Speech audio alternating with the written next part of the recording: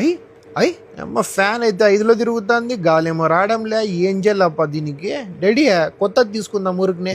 నోరు మూసుకుని అది రిపేర్కి ఇవ్వ, బాగా వస్తుంది గాలి.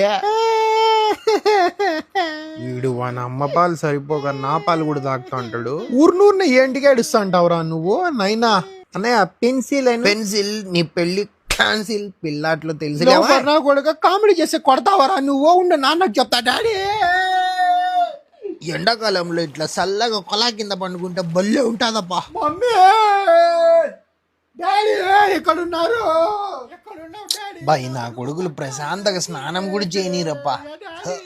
నా కొడుకులో ఏందో. మమ్మీ నువ్వైనా మమ్మీ డాడీ రారా కాంప్రమైజ్ చేద్దాము, సారీ చెప్తారా?